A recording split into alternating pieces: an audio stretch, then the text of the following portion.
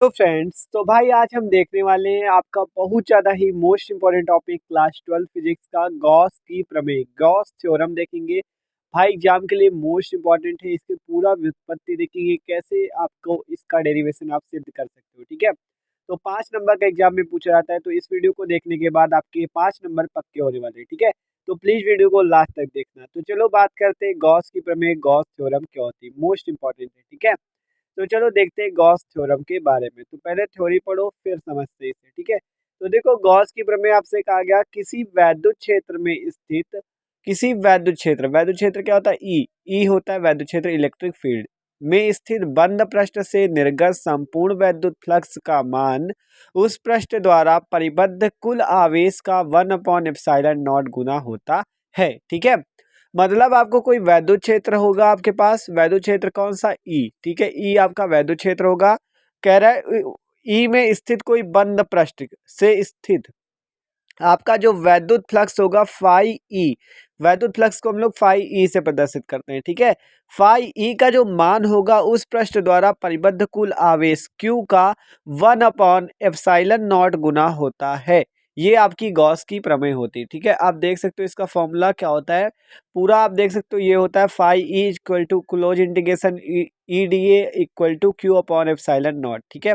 Simple तो यही हुआ इस परिभाषा के अनुसार, कौन सा, कि phi E equal to Q/ε0, ठीक है। करें यहाँ पे फाई ई क्या है, वैद्युत फ्लक्स है आपका, ई वैद्युत क्षेत्र, डी ए आपका क्षेत्रफल है, क्यू आपका आवेश और एप्सिलॉन नॉट निर्वात की वैद्युतशीलता है, ठीक है। इतनी बात पता चल गई। आप देखो आपसे कहा गया कि क्यू का क्या होता है 1/ε0 गुना, तो फाई ई इक्वल टू क्या होगा Q/ε0। ये आपकी गॉस की प्रमेय होगी, पूरा फॉर्मूला इसी टाइप से लिखोगे, ठीक है। और ऐसे सिंपल बात करें तो phi E equal to Q/ε0, जहाँ Q आवेश, एप्सिलॉन निर्वात की वैद्युतशीलता और फाई ई वैद्युत फ्लक्स है, ठीक है। फिर से पढ़ो, किसी वैद्युत क्षेत्र ई में स्थित बंद पृष्ठ, देखो ई में स्थित क्या कोई बंद पृष्ठ होगा जिसमें संपूर्ण वैद्युत फ्लक्स जो फाई ई होगा उसका मान उस पृष्ठ द्वारा जो आवेश क्यू है उसका 1/ε0 गुना होगा, ठीक है। अभी आपको पूरी इसका डेरिवेशन करके दिखाएंगे, आप खुद सीख जाओगे कैसे करना होता है, ठीक है। तो क्यू का कितना गुना होता है, 1/ε0 गुना होता है, ठीक है। ये आपसे परिभाषा कही गई गॉस के प्रमेय की, ठीक है। यही गॉस की प्रमेय होती है। आप देखो इसकी उत्पत्ति करते हैं हम लोग, ठीक है। तो बंद पृष्ठ से निर्गत संपूर्ण वैद्युत फ्लक्स का मान ही आपका उस पृष्ठ द्वारा परिबद्ध कुल आवेश का 1/ε0 गुना होता है, ठीक है। तो देख सकते हो ये आपकी गॉस की प्रमेय का चित्र है, ये कोई बंद पृष्ठ है, ठीक है, जिस पे हम लोग व्युत्पत्ति करेंगे गॉस की प्रमेय की, ठीक है। तो पहले थोड़ी पढ़ो इसकी, कह रहा है माना एक बंद पृष्ठ है, देखो हमने एक बंद पृष्ठ लिया हुआ है जिसका क्षेत्रफल कैपिटल ए है, जिसका क्षेत्रफल कितना है, ए, देखो क्षेत्रफल कितना ए है, ठीक है। अब इस बंद पृष्ठ में किसी बिंदु O पर एक बिंदु आवेश प्लस क्यू है, इस बिंदु O पर हमने एक आवेश क्या ले लिया, प्लस क्यू रखा है, ठीक है, प्लस क्यू रखा है। इस प्रकार आप देखो आगे पढ़ो, पहले आपको क्या लेना है, एक बंद पृष्ठ ले लेना है जिसका क्षेत्रफल क्या होना चाहिए, ए होना चाहिए। और फिर कहा गया इस बंद पृष्ठ में कोई बिंदु आपका क्या होगा, O होगा, जिस पर आपका एक बिंदु आवेश प्लस क्यू स्थित होगा, ठीक है। इतनी अभी बात आपको हमने बताई, ठीक है। अब आगे पढ़ो थ्योरी, तो आगे सीखो। कह रहा है इस प्रकार बंद पृष्ठ प्लस क्यू, देखो कहा गया इस प्रकार बंद पृष्ठ प्लस क्यू के वैद्युत क्षेत्र में स्थित है।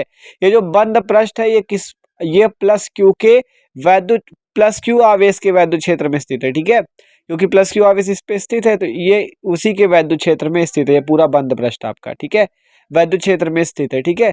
देख सकते हो यहाँ पे ई और डी ए आपका सेम आपका थीटा कोण पर है, ठीक है। अभी आगे पढ़ो तो और समझ में आएगा।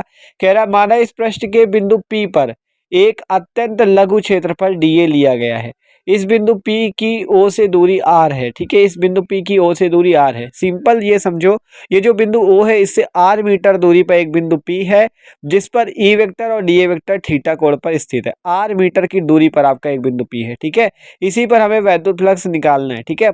तो देखो आप सिंपल यहाँ पे आपको लिखना है बिंदु P पर प्लस क्यू आवेश के कारण उत्पन्न वैद्युत क्षेत्र की तीव्रता।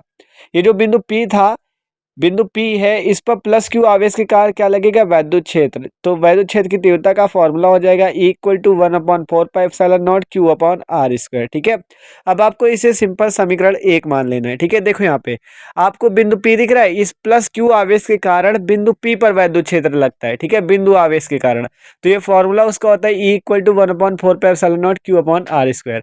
आप सिंपल आपको करना क्या है, बिंदु P से गुजरने वाला वैद्युत फ्लक्स निकालना है। D phi E equal to क्या होता है, E vector dot D A vector, और यहाँ पे ई वेक्टर और डी ए वेक्टर के बीच का कोण कितना है, थीटा। ठीक है, बीच का कोण इसके थीटा। देखो बिंदु P पर ई वेक्टर और डी ए वेक्टर आपको दिखा रहे हैं यहाँ पे थीटा कोण पर स्थित है। ठीक है, तो इसलिए आपका वैद्युत फ्लक्स क्या हो जाएगा, phi E equal to E D A, और फिर थीटा कोण पर तो E D A cos theta. ठीक है, तो ये हो गया, थीटा कोण पर था इसलिए ई डी ए कॉस थीटा।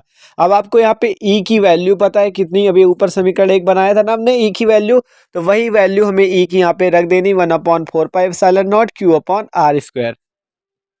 ठीक है, ये वैल्यू देखो समीकरण एक बनाया था ना, इसी की वैल्यू आपको यहाँ पे रख देनी, E equal to 1/4πε0 Q/r² into d A cos theta. वही जो डी ए कॉस थीटा बचा, ई की वैल्यू रख दी। आप देखो यहाँ पर क्या हो जाएगा, ये जो आपका D phi E equal to, देखो आपको ई की वैल्यू तो सिंपल रख दी इतना, और into d A cos theta आ गया। अब ये जो Q/4πε0 इसे आपको अलग कर लेना है, और D A cos theta upon r² इसको अलग कर लेना है। ठीक है, आप देखो बात करें, ये जो डी ए कॉस थीटा पर r² इसका जो मान होता है वो डी ओमेगा के बराबर होता है, और डी ओमेगा को हम लोग घन कोण के नाम से जानते हैं। ठीक है, तो इसलिए यहाँ पे हो जाएगा D phi E equal to Q/4πε0 into D omega. ठीक है, तो इतना हो जाएगा आपका। तो सिंपल आप क्या निकालना है आपको, संपूर्ण बंद पृष्ठ से, अभी तो P पर निकाला था, P बिंदु पर वैद्युत फ्लक्स, आप निकालेंगे संपूर्ण बंद पृष्ठ से गुजरने वाला वैद्युत फ्लक्स। ठीक है, मतलब जो पूरा पृष्ठ था उससे निकालेंगे, अभी P पर निकाला था आपका डी फाई, अब जो संपूर्ण पृष्ठ पर निकलेगा वो आएगा आपका फाई ई। ठीक है, पी पर था डी फाई, और जो संपूर्ण पर आएगा वो आएगा केवल फाई ई। तो यहाँ पर से phi E equal to close integration D phi E, मतलब कि आपको उसका समाकलन कर देना, ये समाकलन का चिन्ह। ठीक है,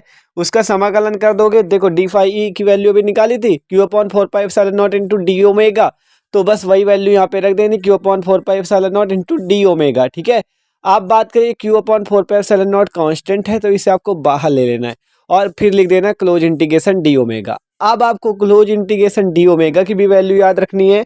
क्लोज इंटीग्रेशन डी ओमेगा की वैल्यू जो होती है वो होती है 4 पाई। ठीक है, 4 पाई होती है, तो 4 पाई ये हो गया, और Q/4πε0 ये हो गया।